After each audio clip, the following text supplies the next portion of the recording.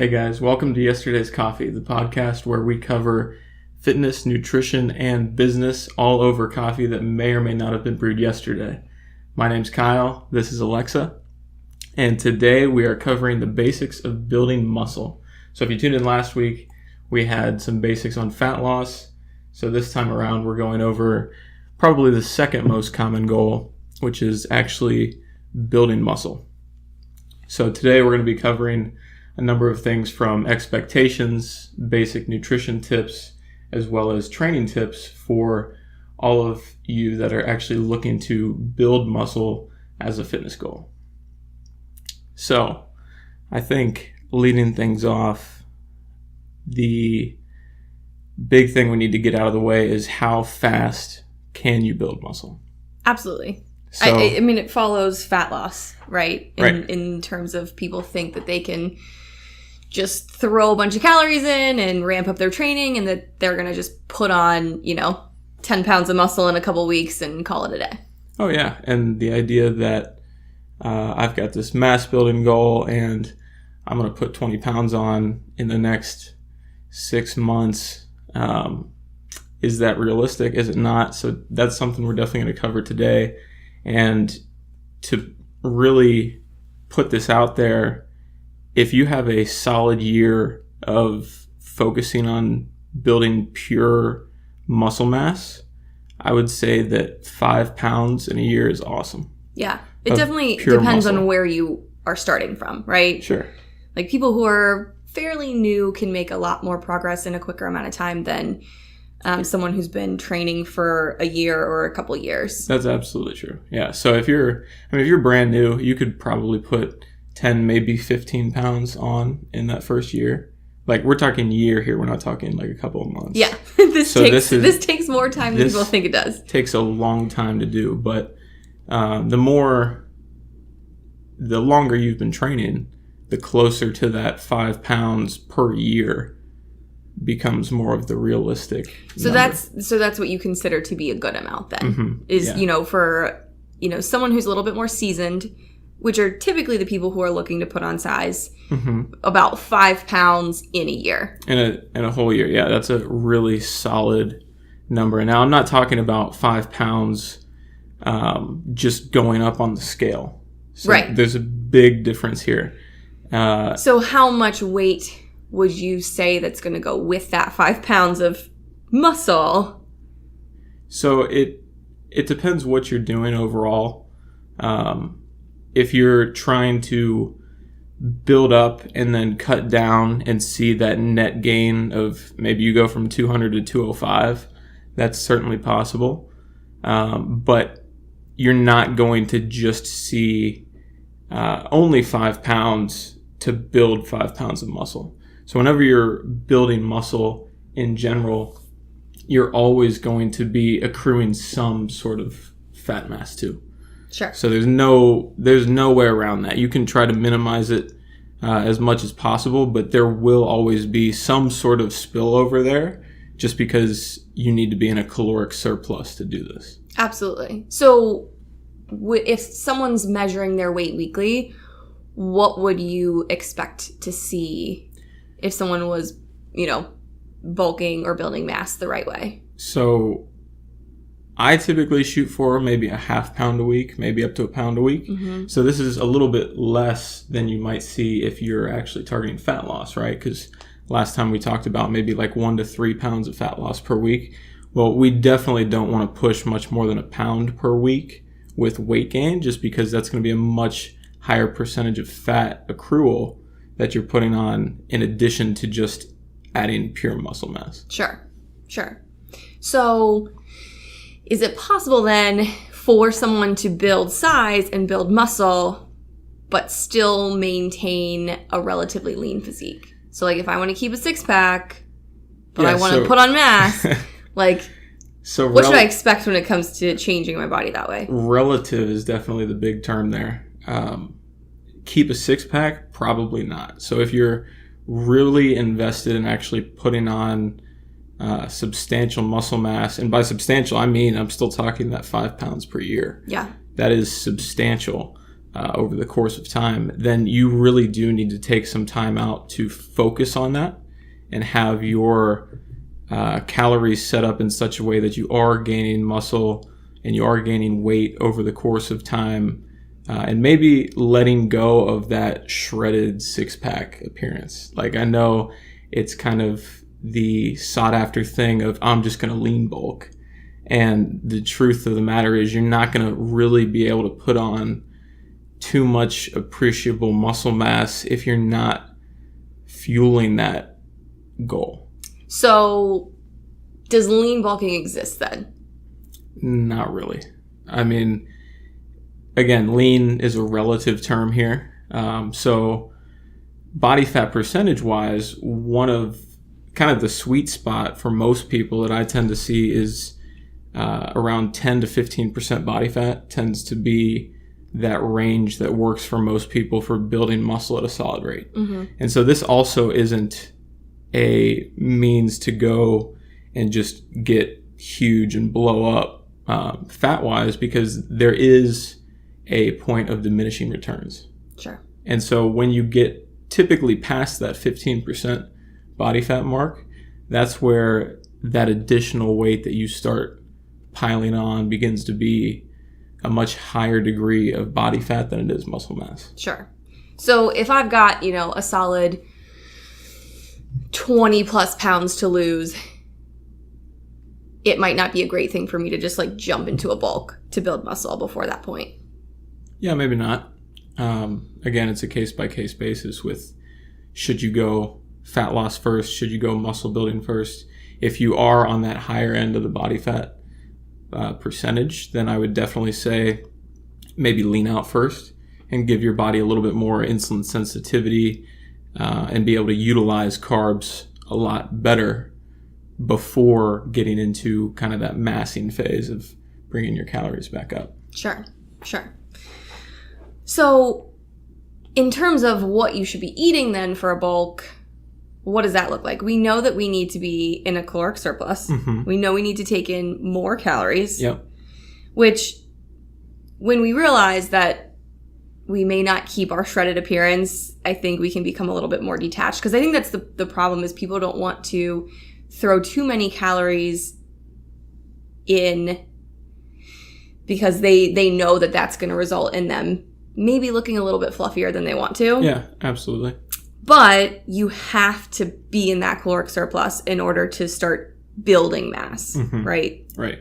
And so with starting out, I typically like to use about 15 calories per pound as a baseline. That tends to be, if you're a very physically active person, that tends to be a pretty good number for maintenance calories, and then go up from there.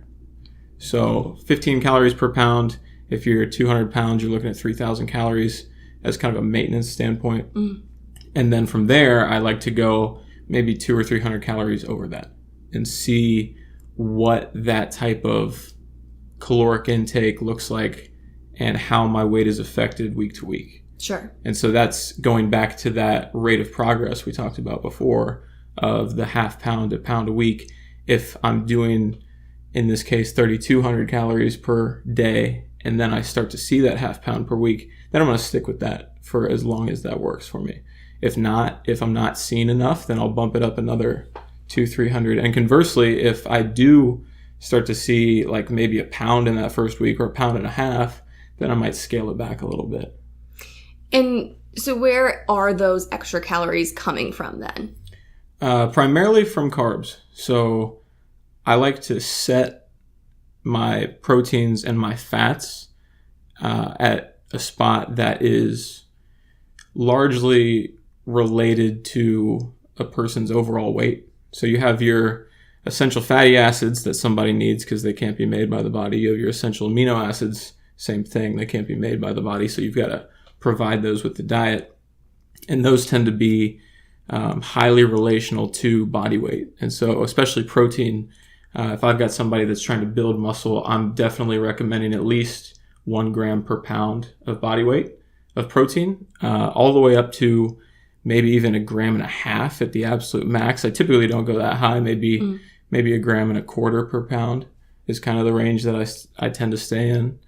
And that can be for a number of reasons. Sometimes it's a person's preference. So for me, I enjoy eating protein. Mm-hmm. So I tend to keep it in that 1.25 gram per pound range.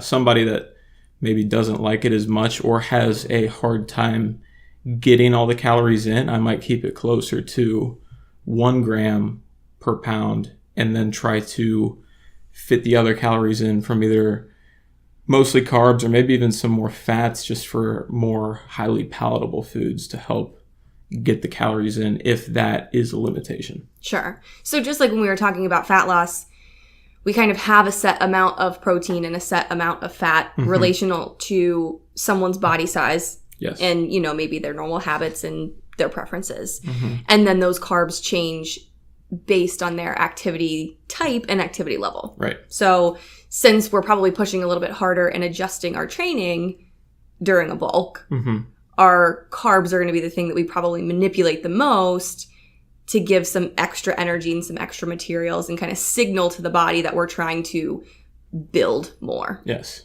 Yeah. So having that protein level set at that point is basically offering a little bit more protein, a little bit more material for the body to use to construct that muscle. And then those extra carbs are giving the energy and giving the right internal signals to tell the body what to do with that extra protein. Absolutely. Right. Yeah. And that's a good point, is that with protein, you reach a point where your body doesn't need any more of it. So once you're giving it an adequate amount, you don't necessarily need to continue to increase that. So the weight gain is going to come from excess energy coming in and stimulus, right, to demand that extra energy, right? But as far as from like a nutrition standpoint, the additional energy that's required to build muscle is going to be coming from those fats and those carb sources. And carbs have the benefit of signaling insulin, which is one of the most important hormones in the body for actual growth. And so that's why that tends to be where I focus adding calories in when it comes to putting on more muscle and more weight overall. Definitely. So, someone who's trying to bulk, who just doubles their protein intake, isn't necessarily doing themselves any favors. No.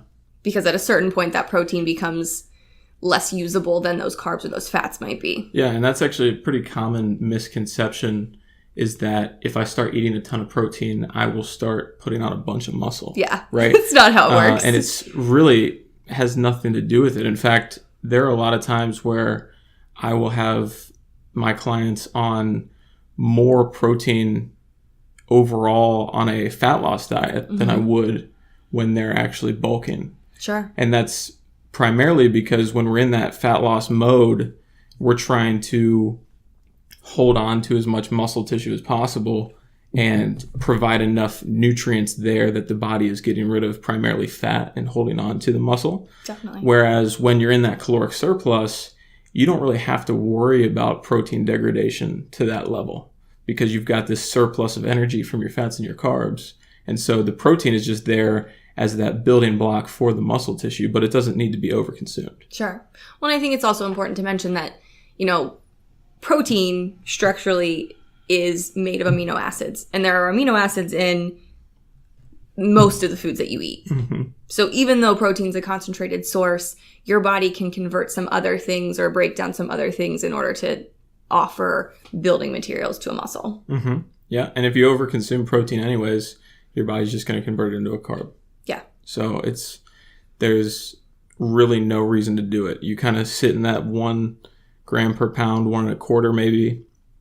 And that's more often than not plenty for most people. Yeah. And I do just want to say that it's very hard for the average person to overconsume protein. Oh, yeah. I mean, we're talking about people who are, say they want to bulk and they're trying to throw down, 300 plus grams of protein. Yeah. There are maybe a very, very small number of people who might need that much. But the average person is getting probably sub 100. So 50 to 100 would be like an average intake. A lot of times, yeah. So for the average person, you wouldn't have to worry about taking in too much protein. Just know that you don't need like an insane amount. Right. in order to put on muscle. We're talking about those people that are going out of their way to just slam down as much protein as possible, thinking that protein equates to muscle. And once you get past that point that your body can use, you're just buying much more expensive carbs, essentially. Yes, absolutely. Yeah. So we know that we need to eat in a surplus. We need to eat more calories, right, in order to stimulate growth and to give materials for growth. Does it matter what those foods are that we decide to add in? So where those macronutrients are coming from? Can I go out and eat a bunch of cheeseburgers or a bunch of pizza? Or should I try to maintain some semblance of health while adding calories in? So this is a very loaded question. So the dirty bulk versus the clean bulk. So I would definitely recommend keeping the majority of your foods clean, quality sources. But that's also not to say that you can't be a little bit more liberal in your food choices, especially when you're entering into a surplus. As far as exact numbers or percentages go, that can vary pretty wildly. I try to stay very close to the clean stuff as much as possible with somebody that doesn't have trouble eating that in enough volume. Whereas a lot of times with guys that I work with that might be on the smaller side and maybe be your quote unquote hard gainers, they may actually have difficulty eating enough of that clean food to get the calories and macros in that we need.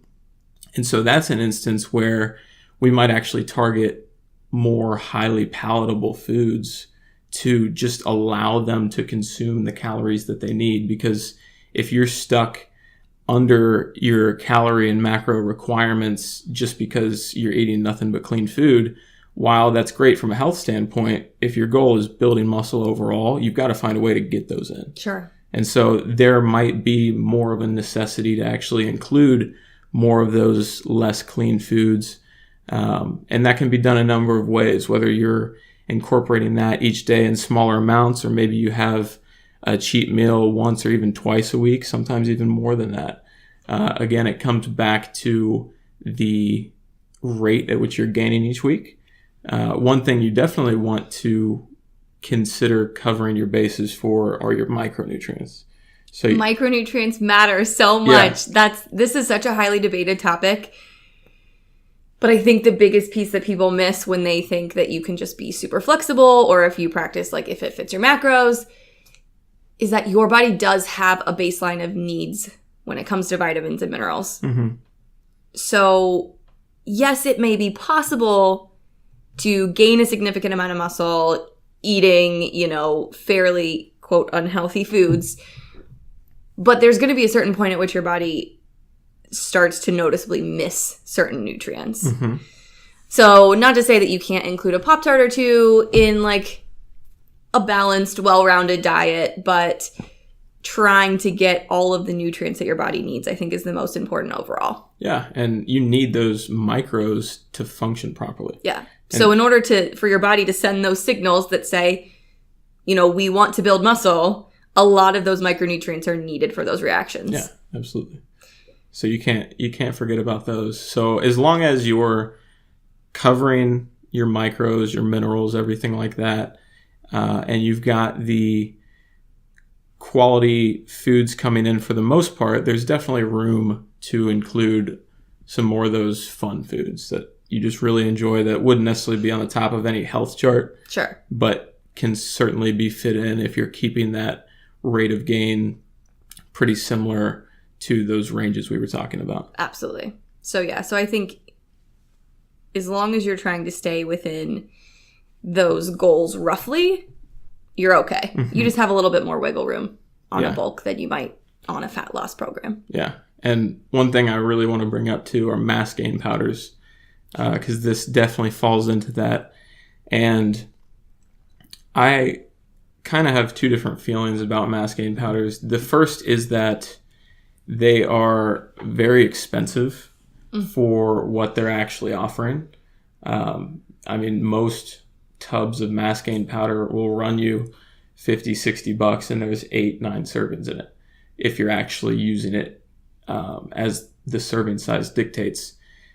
And you can get that amount of calories a lot cheaper if you're buying it from just basic things. Like you get a regular protein powder and then milk. Buy real food. Like put real food but in it. Even just like making your own type of smoothie. Well, that's what I'm saying. Like I'm very anti mass gain powders because a lot of them are just full of junk. Yeah. They're very expensive, Right. like you said, but a lot of them are just filled with crap. So at the end of the day, it might take you a little more time, maybe a couple minutes to throw a bunch of things in a blender, but you could make a way more balanced, way more nutritious mass gain shake if you were to just do it all on your own at home. I pretty much have that exact same stance. The only time I'm okay with it is if it really is the thing that pushes you over the edge of getting to the calorie requirements we need, and you just love the way it tastes and you can't replicate it, and it's the only way you adhere to the I don't plan. even think that. I don't even think, like, I think you can make your own super tasty smoothie, but I would say, yes, if convenience is really of the utmost importance and you don't have time to spend 5 minutes doing it yourself, then I guess you could do it. That's the only argument I can make that's for it. the only one that Right. exists. You'll save yourself a lot of money in the long run and probably have a much more nutritious diet if you just build your own smoothie and cover your foods from other spots. Generally try to give any clients looking to gain weight smoothies for them to make at home, like recipes for like mass gain shakes at home. Mm-hmm. So yeah, that's a good way to do it. Yeah. So we've got all this food. Mm-hmm. We've got the right kind of food. So the last missing piece then is training. Yep. So how would we adjust our training program, from more of like a maintenance phase to start to put on muscle? So rep ranges are one of the first things that come to mind when I'm thinking of an actual muscle building goal. The bodybuilding school of thought that's been kind of passed down for years is the 8 to 12 rep ranges per set.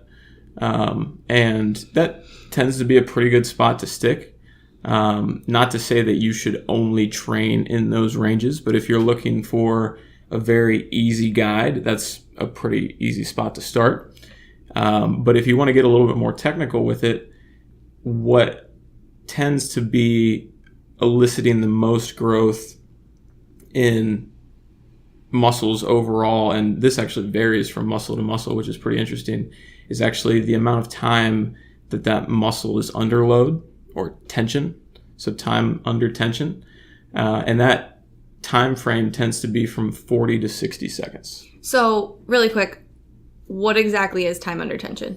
So that is if I'm performing an exercise, how long am I essentially performing that for? Sure. With the muscle engaged in a resistance loaded position. Sure. So this is not standing at the top of a squat with no tension in my legs. This is the amount of time in from the middle squat, of that exercise. Going all the way down, starting to come all the way back up, right? Yeah. So if you're counting the time that it takes to complete the eccentric, so the way down, and then the concentric, the way back up. Mm-hmm. And the best way to keep that continuous tension is to not have a point at the top or the bottom where you pause or rest, so that you keep that continuous flow. So the whole time during the exercise when your muscle is burning, that is what we're talking about. Yeah, so that lactic acid, that feeling of acid accumulating in the muscle, that is time under tension.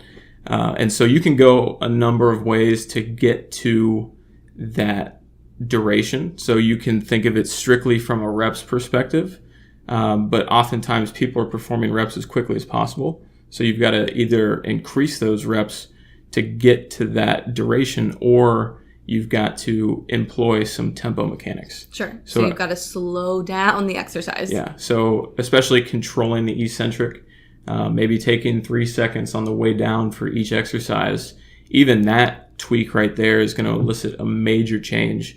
And again, this is one way to think about it. It's also not to say that 40 to 60 seconds is the only duration that you'll ever build muscle, because more often than not, I don't even necessarily worry about tempo with a lot of especially newer people, just because it's one more layer of complexity they don't necessarily need. Sure. Because at the end of the day, what is the most important when it comes to training in terms of muscle growth? It's providing a stimulus, correct? Providing a stimulus and definitely overall volume over the course of training. So training volume is definitely one of the biggest things that impacts building muscle, because again, we're talking about sending that stimulus to those working muscles to cause them to grow. Sure. Which what we're doing then is by putting our muscles under tension, by working our muscles, by, having a large amount of volume on our muscles, we are tearing those muscles down, right? So we are actually weakening the muscle temporarily in order to build a bigger, stronger muscle. Right. We are breaking down that tissue so that when we give it the nutrients of the food that we're eating, it causes it to grow back larger and stronger to better accommodate that stimulus that we were giving it. Exactly. So I think then it's really important to share with people why you need to vary your training or why your training should change in the first place. So, if you were maintaining your weight and you were doing the same fitness routine every single week, you have the same split, you've got the same exercises, you're working in the same reps. Once you go to try and put on muscle, if I just start eating more and doing my same training routine, am I really going to change? Is my body going to change at all? Well, if you're eating enough calories, that will definitely cause you to change. But again, it depends. So if you're not seeing the rate of progress that you want to see, then there's something that's got to be manipulated, whether that's from a nutrition standpoint or a training standpoint. But your goal with the training should be some level of progression in overall volume. It has to continue to change. Because our muscles adapt, right? Our muscles adapt to everything that we habitually do. Yeah. So you want to build up that volume overall, and you can look at volume from a standpoint of total sets performed. You can look at volume from a standpoint of total time under tension. So there's a number of different ways of monitoring it, but the key is picking one of those metrics and improving upon it week to week. Well, you could also improve in terms of how much weight you're able to lift in a certain exercise. Yeah, and so that's the other end of that tension spectrum. So building muscle and getting stronger tend to go hand in hand with each other for the most part. And increasing the weight on the bar is obviously a way to increase tension in the working muscle. And increase stress on the muscle. Yes. And so that definitely leads to building more muscle. The problem can arise when you increase the weight on the bar to the point where the muscle you're trying to target is no longer able to handle that load. And so your body compensates by shifting the stress to other surrounding muscles or even the joint itself. And then that can lead to either injury or imbalances or just lack of progress in the area that you're trying to work. So, well, because you want to be able to increase the weight, but only to the point at which you can still target the correct muscle and move throughout the correct range of motion. Right. And so to clarify, we're not talking about strength goals here. Strength goals are a little bit different, and especially if you're getting into powerlifting and trying to max out and stuff like that, a little bit different story. But if we're really just talking about building the most muscle possible, then it's very important that the work that you're doing is being stressed on that muscle that you're targeting, and you can feel it in that muscle that you're targeting. Definitely. So we have a caloric surplus. We're eating the right kinds of foods, and we are training in a way that challenges our muscles enough to break them down and then to heal them with the food that we're eating. So the last missing piece, I guess, then would be resting and recovery. Yes. So that is huge. And I want to get to that in a second. One last thing with the training is it's actually much more beneficial to train the muscle groups that you're trying to prioritize twice per week or more if you're really focused on growth. So if I want my butt to be bigger, yeah, you're I gonna need have to to eat a train lot of food more than and once a week. I need to train it a couple times. Yeah, so that's something that a lot of guys get into the habit of just reading this basic bodybuilding split of I'm going to hit one muscle per day and hit every single muscle one time in the week. And just all out, go as hard as I can, burn it out. Yeah, and that's not to say that that can't work, because it will definitely work up to a point. And a lot of guys use that for a long time and continue to see great progress with it. But every single, well, maybe not every single, most data that we're seeing in the research and even anecdotally now is that the more often than not, if you're training twice per week, sometimes even 3 times per week, depending on the muscle group, that tends to elicit a lot better growth overall than just that once per week. Sure, because again, you're subjecting to that muscle to more stress and more stimulus. Yeah, it's all about that stimulus and then recovering from that stimulus, which we're about to touch on, that is the cycle of growth. So how often can I stress this muscle and recover from that stress to the point where I've built new tissue and gotten stronger from it, and how frequently can I repeat that process? That's growth. Absolutely. So I can't train my butt 7 days a week. Probably not. And make it grow more. Because there's 2 pieces to that. Either one, you're not training hard enough to elicit a response, because if you can train it every single day, you're probably not training hard enough. Or you're training hard and you're just giving your body no room to recover, and so no room to grow. Recovery happens to repair a muscle that you've stressed. Yes. So if you're just stressing this muscle again and again every single day, your body, it just doesn't have enough time. Yeah. You have not given yourself enough time to let those things heal. Yep. Like, if you break your arm, it takes time to heal. If you bruise yourself, it takes time to heal. So it's that healing process. We're healing the muscle and making it bigger and stronger. And it doesn't happen overnight. Yeah. Well, and you don't build muscle in the gym. You don't. You break it down. You only build muscle through the recovery process. The recovery and the nutrition portion. Yeah. And so those 2 go hand in hand. Giving yourself time to recover, time for the body to repair itself, and providing the nutrients through nutrition in order to engage in that recovery process. That's where you build muscle, is through that recovery period. And I think that's where a lot of people get lost or confused. Mm-hmm. Is somebody says they want to be bigger, or they want to make a certain muscle group in their body bigger, and they just completely all out overtrain it. Their nutrition may or may not be good, but they never actually give themselves the time for that thing to recover, for that muscle to recover and to grow. So try not to train 7 days a week.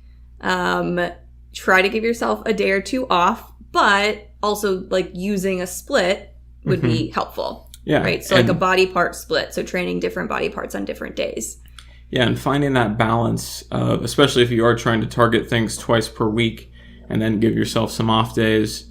Again, this can vary any number of ways for each person, but really planning out ahead of time how frequently you're going to hit something, making sure that if you are hitting something multiple times in a week, it's spaced out far enough to allow that muscle to recover, but then also understanding that certain things that you train are going to have overlap.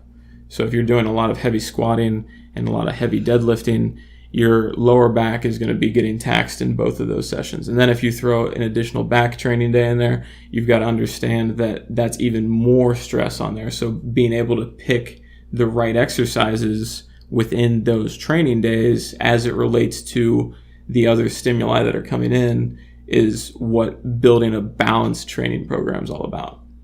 Absolutely. So if somebody is looking for growth, over their entire body, right? They just want to get big. I mean, it's not necessarily realistic for them to be able to train all of their body parts 2 or 3 times a week, or is it? Oh, it definitely is. Now, if you're brand new, I probably wouldn't start with twice a week because you're going to be really sore. I would probably start with closer to full body, or at least like a push-pull split where you're getting a lot of stuff in. And I mean, you can do a push-pull split in 4 days where you're doing push one day, and that can be upper and lower body push, and then pull the next day, flip it around and do the same thing. And there you've only trained 4 days in the week and you've hit everything twice. Same thing for an upper lower split. You can do that Monday, Tuesday, Thursday, Friday. And again, you've hit upper twice, you've hit lower twice. If you want to get a little bit more specialized and be able to focus on individual muscles a little bit more, one of my favorite splits is a 6-day-a-week split where you're doing push one day, pull the next day, and then lower body legs the third day, and you repeat that. And then you've got 1 day off in the week. That can be something used for somebody that's been training for a little bit longer and needs that stimulus. So back to what I said last week, I try to get as much out of as little as possible. So I would never recommend jumping right out of the gate to 6 days a week because you don't need that much stimulus. No, especially if you're just starting. Please, you won't want to. Yeah. To be honest, you won't want to. You want to get as much out of as little as possible so that when those results do start to slow down and maybe plateau, again, you've got something else that you can do. Maybe you've got an extra day you can throw into the mix. You can change up the split, any number of things, but always trying to get as much out of those beginning stages as possible before you get to these more advanced reps and schemes and splits. Got it. So to summarize then, we have to have reasonable expectations. Absolutely. For someone just starting out, you might be able to put 10 to 15 pounds of muscle on in your first year. In a year. Not in a couple months, in a year. And if you're a little bit more seasoned, we can expect, 5 pounds of lean muscle built, maybe a little more, maybe a little less. There are a lot of other factors that go into it too. We definitely need to eat in a caloric surplus. Yes. So we need to eat more calories than we burn on a daily basis. Because again, we need to fuel our body. We need to give it enough energy and enough materials to be able to build stuff with. So with that caloric surplus, we need to make sure we make, semi-decent food choices. For the most part. And then we just need to make sure that there's enough tension and enough volume of training throughout the week to stress the muscles enough to need that energy and those materials to be strengthened. Yep. You got to give your body a reason to build more muscle. Building muscle takes a ton of energy, and your body's only going to do it if you've given it a reason to do it. Sure. And that reason would be more food and more training. Yes. Or smarter training. Depending. Yeah. Smarter training. Absolutely. Sure. Yeah. And then finally, you've put the training program together, you're executing on it, and then to really build muscle, it's all about the recovery. Absolutely. So giving yourself I can't believe I forgot that part. Time That's the most important part for me. So time to recover, eating enough for that recovery, and then being able to repeat that as frequently as possible. That the training stressor to recovery. Thank you. Yeah. Repeating that as often as possible is what leads to growth over time. Yeah.